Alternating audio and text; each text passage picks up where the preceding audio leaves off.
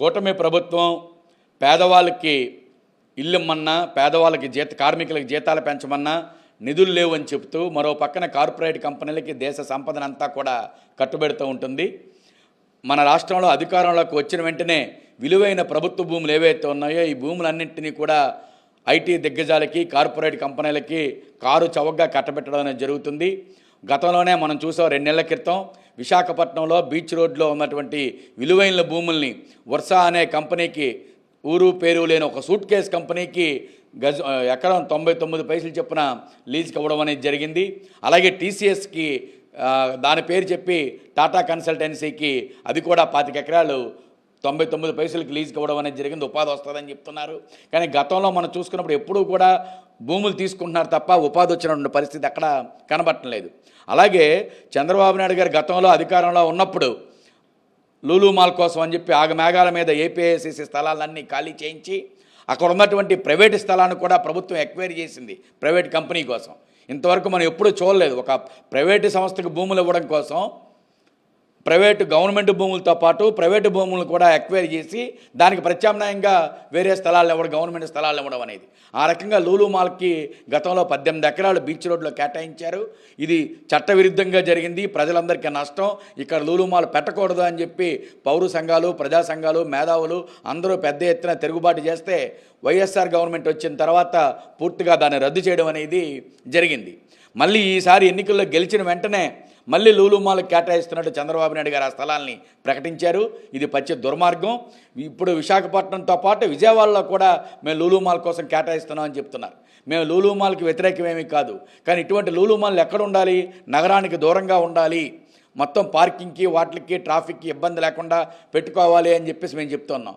కానీ బీచ్ రోడ్లో ఈ రోజున 4 కార్లు కూడా పార్కింగ్ చేసే విధంగా లేని పరిస్థితి కనబడుతూ ఉంటుంది.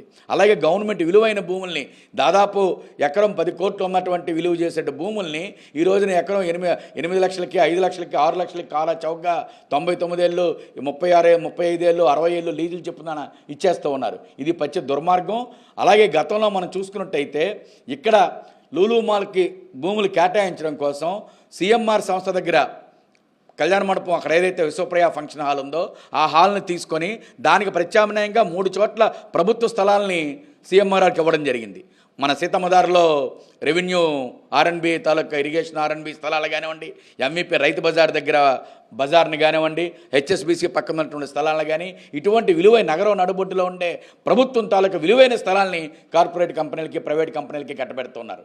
ఎందుకు మీకు అంత మోజు, అంత ప్రేమ లూలు మాల్ మీద అని చెప్పి అడుగుతున్నాం. ఈ లూలు మాల్లో లోకేష్ బాబు గారికి ఏమన్నా భాగస్వామి ఉందా, ఈయన ఏమన్నా స్లీపింగ్ పార్ట్నరా అని చెప్పేసి అనుమానించాల్సిన పరిస్థితి వస్తూ ఉంది. కాబట్టి విలువైన భూముల్ని ఇలాగ కార్పొరేట్ కంపెనీలకు కట్టబెట్టడం మేము వ్యతిరేకిస్తున్నాము. పూర్తిగా లూలు మాల్తో కుదుర్చుకున్నటువంటి ఒప్పందాన్ని బహిర్గతం చేయాలి. ఇందులో ఎవరెవరికి వాటాలు ఎంత ఉన్నాయి, ప్రభుత్వానికి వాటా ఎంత ఉంది, లోకేష్ బాబుకి వాటా ఎంత ఉంది, చంద్రబాబు నాయుడు తరగతి బినామీలు ఎంతమంది ఉన్నారనేది కూడా నిగ్గు తేల్చాలని చెప్పేసి మేము డిమాండ్ చేస్తూ ఉన్నాం. చంద్రబాబు నాయుడు గారు ప్రభుత్వం వచ్చిన తర్వాత మొత్తం భూముల మీద వీటి మీదే పడ్డం మనం చూస్తాం. ఎందుకంటే గతంలో అమరావతికి 33,000 ఎకరాలు ఎంతో తీసుకున్నారు. అది సరిపోక ఇప్పుడు ఏంటంటే మళ్ళీ ఇంకో 40,000 ఎకరాలు ఇప్పుడు మళ్ళా అమరావతి పేరు మీద చెప్పి ఎయిర్పోర్ట్ వస్తుంది, స్కూల్స్ వస్తుంది అని ఇలా రకరకాల పేర్ల మీద ఏమని ఇంకో 40,000 ఎకరాలు సేకరిస్తానంటున్నారు.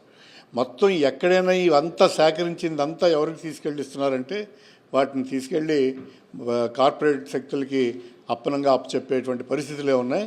విశాఖపట్నం దగ్గరికి వచ్చేసరికల్లా బీచ్ రోడ్లో ఉండేటువంటి 13.74 ఎకరాల స్థలాన్ని లూలు మాల్కి అప్పచెప్పడం జరుగుతున్నది. గతంలో ప్రైవేట్ స్థలం ఇంకొక 5 ఎకరాల దగ్గర కూడా సేకరించారు. అలా 18 ఎకరాల దగ్గర స్థలాన్ని ఈరోజు లూలు మాల్కి అప్పచెప్పడం అవుతున్నది. ఇది ఎంత కారు చౌకగా ఇస్తున్నారంటే 1 కోటి రూపాయలు విలువకి వాడు ఆ మొత్తం ఆ 18 ఎకరాల స్థలాన్ని ఇస్తున్నారు.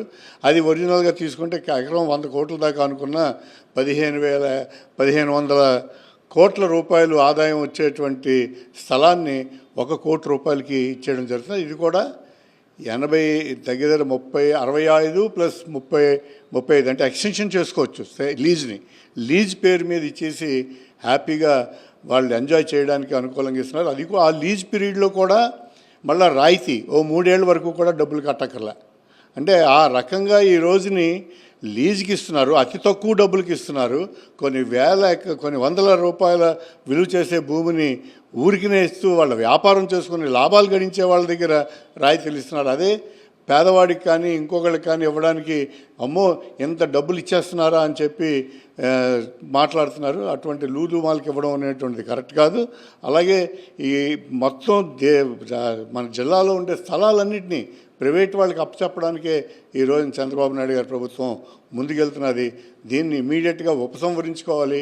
ఎందుకంటే బీచ్ రోడ్లోది సిఆర్జెడ్ అంటారు, అంటే కోస్టల్ రీజన్లో ఉండేటువంటి స్థలాల్ని వాటిని భద్రపరచాలి అనేటువంటిది ఏదైతే ఉందో ఆ రీజన్ ప్రాంతంలోనే ఈ లూలు మాల్ కూడా వస్తుంది.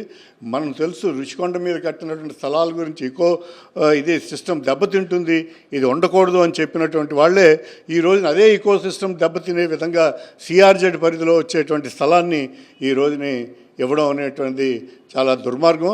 ఇది వెంటనే ఉపసంహరించుకోవాలని చెప్పి డిమాండ్ చేస్తాం.